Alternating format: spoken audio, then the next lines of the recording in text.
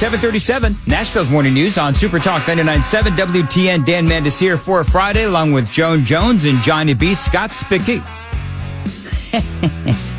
Scott Cepicky is joining us on the Newsmaker Hotline. Scott, appreciate you being here with us, a Tennessee representative, 64th District, and Scott out in Colioca. Thank you very much for joining us here on WTN. I want to talk about how President-elect Donald Trump is saying that he wants to eliminate the Department of Education, of course, at the federal level. I've been talking about this since he came out and started speaking about this. And let me ask you, the Department of Education, Scott, was formed in 1979, Jimmy Carter. And I've seen stories and memes and all of these things that are saying that and I asked some other folks about this as well, and nobody can seem to pin this down. I'm going to ask you. So when the Department of Education was created, we were number one in the world as far as education goes. Now we're like 28th or 29th, whatever it is. Is there any debate that, without knowing the real numbers and the real rankings, but is there any debate that the Department of Education has hurt our kids over, the past many years since 1979 in Tennessee and across the country? No, Dan. I don't think there's any debate on that question at all. You can look at the abject failure of the Federal Department of Education as it comes to education, just like you spoke about, from falling from number one in the world all the way down, I think, like you said, to 28th or 29th.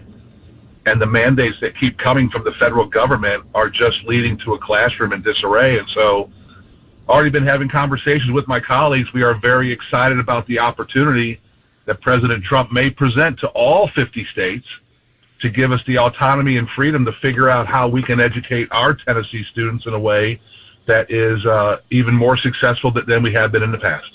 Scott Cepicky is joining us, Tennessee representative, 64th District out of Colioca. Let me ask you this, and this may seem like a strange question, but I've always wondered, because you just, the way that you framed that answer, is there a difference between like a student in Tennessee would be taught versus, a student in California? What would the difference be? Well, if you break it down into three sections, Dan, early education, middle school, and high school, early education across the whole country should be exactly the same. The fundamentals of reading, writing, and arithmetic, and trying to master those. When you get into middle school, that's when you may see some more nuances, but mainly in civics. The civics in California would be taught about things in California along with federal issues, and Tennessee would be things that happen here with Davy Crockett and volunteerism and things like that. And then in high school, it's all the same things, geometry, algebra, trigonometry, social studies, biology, preparing them to be able to, when they graduate, Dan, make good decisions with their lives because they are educated and have those opportunities. So if this actually comes to fruition, what is step one from the state level? How do you ensure that the loss of funding, which we've already been talking about, you guys saying no to the federal funding anyway, because you don't want all those strings attached. And so it's almost like the conversation here in Tennessee is kind of already started. Oh, that's correct, 100%. Speaker Sexton and Lieutenant Governor McNally led that charge last year in summer studies, to where we kind of looked at this, and that's where the $1.8 billion came into play. We have the ability to do it right now, and I think maybe, just maybe, President Trump kind of saw those conversations, or his advisors, and said, hey, this is something that the states really want. And I think it would give us the ability to look inwardly at our educational system without the federal interference of DEI, CRT, social agendas, and talk with our teachers, our administrators, and education experts and say, okay, how do we get back to the basics so that our kids in Tennessee will be outperforming their peers across the state? And Dan, you know this, whoever gets this right is going to attract more people to their state. Well, that's exactly right, and that can either be a good thing or a bad thing, depending on who you ask. True. Talk about the strings that are attached. I mean, I know that you said DEI and some of the other things, CRT, critical race theory. Can you get into some details on just some of the most egregious things that are crammed down from the federal government? I think, number one, that even if Trump isn't able to get rid of the Department of Education, perhaps those kinds of things can at least be eliminated from the Department of Education cramming down to the states. Well, I'll give you a great example that we just went through that A.G. Skrmetti and others fought. Was the Biden administration wanted to make those changes to Title IX where boys would be able to go into girls' locker rooms, girls' bathrooms, and play girls' sports. Yep. That was a top-down mandate that was tied to federal funding. And thankfully, the Supreme Court ruled that was unconstitutional, that you could not do that. And that's the kind of things that come down to us, that these liberal agendas that were up in Washington for the last 4 years, that they believe that this social engineering should happen across the country, and starting with the gender questions and the gender affirming things all the way down in the elementary school. And let me tell you, Dan, that's a wall that I'll die on. That's not going to happen in Tennessee. Scott Cepicky is joining us, Tennessee Rep. 64th District. Scott, let me ask you this. Is there any concern? Well, number one, why has this not happened before? I mean, is this sort of, I don't know a lot about Washington, D.C., except that I hate it. But why haven't the Republicans stood up? I know it's been discussed, but why hasn't anyone very realistically said, we need to take a look at the Department of Education and we need to eliminate it? Why, since 1979, conservatives had not necessarily wanted the Department of Education in existence, but it's been here since 1979. Why is it only now that we're having serious conversations? Dan, that's the million-dollar question, and I've been listening to your conversation earlier about Robert Kennedy and this whole COVID thing. There's your magic answer right there, Dan. When COVID hit and the schools shut down and sent everybody home, moms and dads were sitting around listening to what their children were being taught by our educational system. And I think that triggered the revolution of saying, hey, we've got to get a handle on this. And I think we've done a very good job in Tennessee of passing legislation prohibiting those divisive concepts, prohibiting the critical race theory, and prohibiting the social engineering with gender-affirming care and gender-affirming studies. And I think we are leading the way in education on this. And I think what you'll see is if the Federal Department of Education is absolved. Now, let's be realistic here, Dan. Yeah. We're not going to get a memo on Monday that it's closed.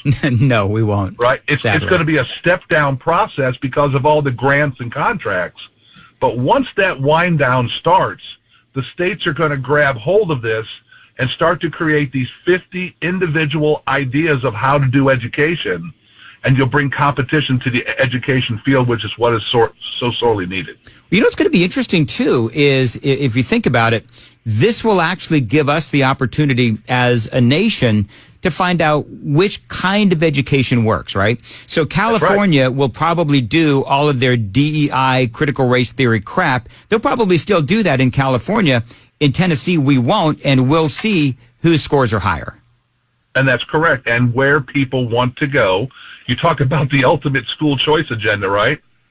Yep. Abolish the Federal Department of Education, let 50 states compete for those parents and those students, and then see what happens. In the news today, Scott, we do have the headline, TSU. They're saying that they are owed over $2 billion, and now one of your colleagues in the state legislature is calling for an immediate infusion of funding. They say that, again, that is the headline, that TSU is owed $2 billion, and they've been underfunded for years. And I guess the question is, are they underfunded, and what can we do, if anything, to help TSU? Well, a lot of that $2 billion, Dan, has nothing to do with salaries or wages. It had to do with facilities, upgrades to facilities. A lot of this has happened. I've only been up in the General Assembly for 3 terms, going on my 4th.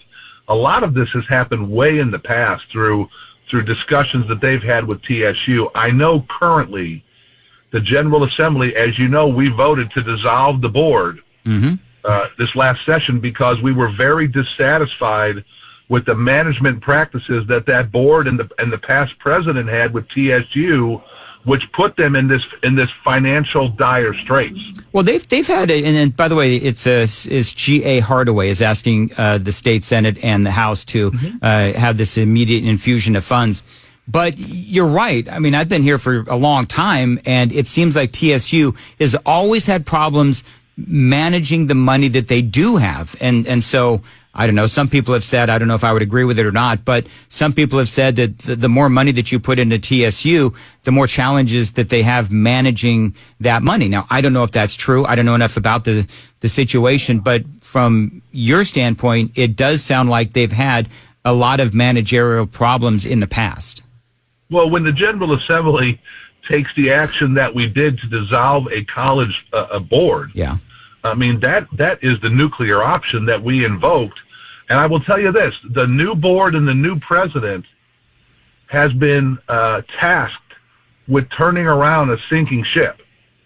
And they're trying to do the best they can, but like Comptroller Mumpower said, is you're going to have to really tighten your belts for a while to get this under control so that we can start to evaluate and see what's the plan moving forward.